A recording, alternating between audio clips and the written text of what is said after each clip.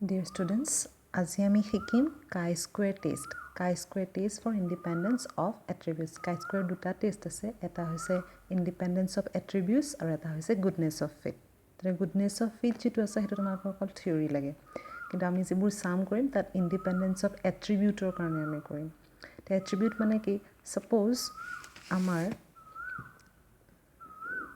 এনেকৈ দুটা ভাগ আছে, সেই ভাগটোত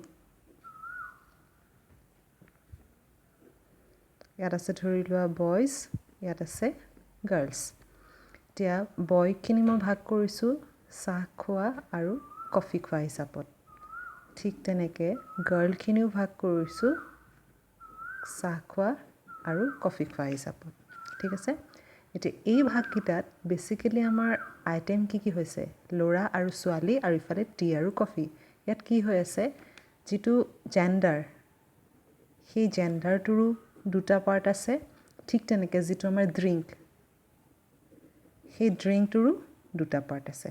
ঠিক আছে, এতিয়া ইয়াত যিহেতু দুটা প্ৰত্যেকটো কেটেগৰীৰে দুটা পাৰ্ট আছে, তাক কোৱা হ'ব এখন 2x2 টেবল. আৰু আমি chi-square টেষ্টটো তেতিয়া কৰোঁ যেতিয়া আমাক এটা 2x2 ডাটা দিয়া থাকিব বা এখন টেবল দিয়া থাকিব. এই টেবলখনক কোৱা হয় 2x2 কণ্টিনজেঞ্চি টেবল. সেইখিনি বাৰু প্ৰেক্টিকেল কৰিলে কৈ দিম পিছত কেনেকৈ কি হয়, কিন্তু প্ৰথম কথা হ'ল মই chi-square টেষ্ট কেতিয়া এপ্লাই কৰিম? যেতিয়া আমাৰ দুটা পাৰ্টিকুলাৰ কেৰেক্টাৰিষ্টিক থাকিব আৰু সিহঁতৰ প্ৰত্যেকৰে দুটা পাৰ্ট থাকিব. এতিয়া chi-square যে কৈছোঁ, দেখিবলৈ আচলতে ৱৰ্ডটো এটা লেটাৰটো এটা গ্ৰীক লেটাৰ, কিন্তু ইয়াৰ চিম্বলটো মানে chi-squareটো দেখিবলৈ অকণমান এক্সৰ নিচিনা, পূৰা এক্স নহয় কিন্তু এক্সৰ নিচিনা ষ্টাইলত দিব লাগিব অকণমান. এতিয়া ইয়াৰ কাৰণে ফৰ্মুলা হ'ল a1b1 স্কুৱেৰ বাই a1b1 উইদিন ব্ৰেকেট. পিছত কৈ আছোঁ এইকেইটাৰ মিনিংটো কেনেকুৱা. a1b2 square by a1b2 within bracket, a2b1 square by a2b1 plus a2b2 square by a2b2 within bracket minus n. এতিয়া এই টাৰ্মখিনি কেনেকৈ বুজিবা যে আমি কেনেকৈ কৰিম, এইকেইটা ক'ৰ পৰা উলিয়াম? ফাৰ্ষ্ট কৈ লওঁ যে a1b1 তাৰপিছত a1b2 যিকেইটা ব্ৰেকেট নাই, a2b1 আৰু a2b2, এইকেইটাক কোৱা হ'ব observed frequency.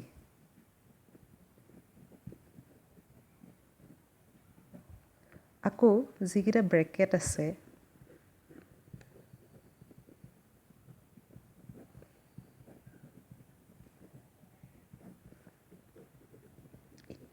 b2 within bracket, এইকেইটাক কোৱা হ'ব এক্সপেক্টেড ফ্ৰিকুৱেঞ্চি.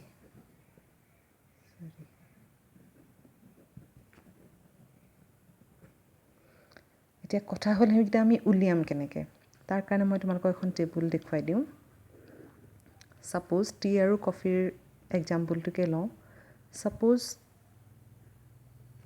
যিটো গাৰ্ল আছে, গাৰ্লটোক মই a1 বুলি ধৰিছোঁ, বয়টোক a2 বুলি ধৰিছোঁ.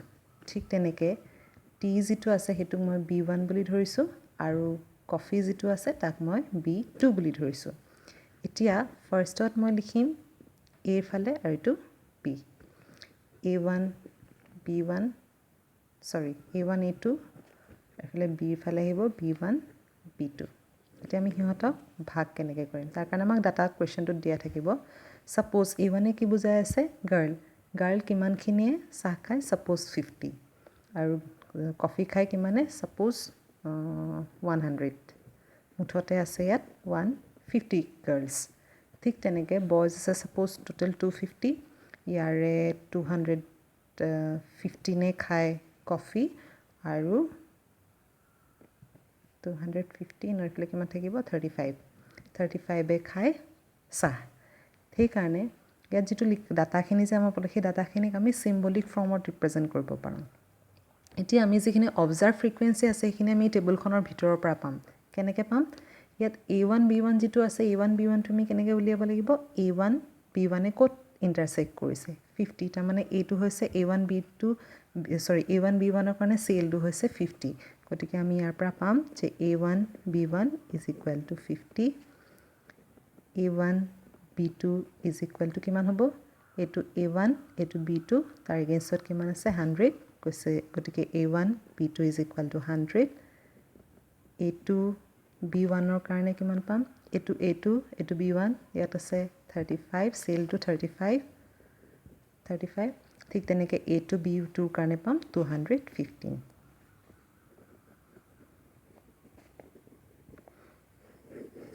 এইখিনি হৈ গ'ল আমাৰ কাৰণে অবজাৰ্ভড ফ্ৰিকুৱেঞ্চি ঠিক তেনেকৈ ইয়াৰ আমি কি কৰিব লাগিব প্ৰত্যেকৰে টোটেল উলিয়াব লাগিব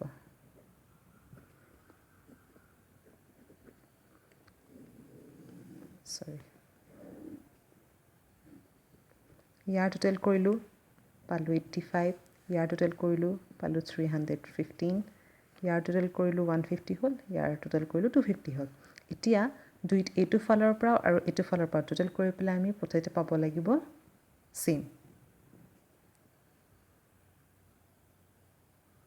এইটো যদি মই প্লাস কৰোঁ তেতিয়া 500 পাব লাগিব এইকেইটা প্লাস কৰিলে 500 পাব লাগিব আৰু যেটো একেই সাম হয় তাক ক্যাপিটেল N বুলি কোৱা হয় যেটো আমি অলৰেডি ফৰ্মুলাটোত এপ্লাই কৰিছো এতিয়া কোৱা কথা হ'ল আমি এই যে ব্ৰেকেটৰ ভিতৰত থকা কিটা তাৰ মানে এক্সপেক্টেড যিটা ফ্ৰিকুৱেন্সি আছে সেইগিটাক আমি কেনেকৈ পাম A1 B1 এক্সপেক্টেড হ'ব আমাৰ যেটো A1 আছে A1 যেটো ক্যাৰেক্টাৰিস্টিক আছে তাৰ এগেইনষ্টত আমাৰ টোটেল কিমান আছে 150 গতিকে আমি কি কৰিব লাগিব 150 ইনটু তাৰ পিছত আছে B1 B1 ৰ টোটেল কিমান আছে 85 গতিকে আমি ইয়াত 85 টো মাল্টিপ্লাই কৰিব লাগিব আৰু ডিভাইডেড বাই কি হ'ব 500 500 কোৰ পৰা আহিলে n ৰ ভ্যালু পৰা তাৰ মানে এজ এ হোল যিমানখিনি আছে হেতু হ'ব সদায় n ৰ ভ্যালু ঠিক তেনেকৈ A1 B2 ৰ কাৰণে আমি কি পাম A1 আৰু B2 তাৰ মানে A1 ৰ টোটেল আৰু ইফালে B1 ৰ টোটেল মাল্টিপ্লাই কৰিব লাগিব A1 ৰ টোটেল আছে 150 B1 ৰ টোটেল আছে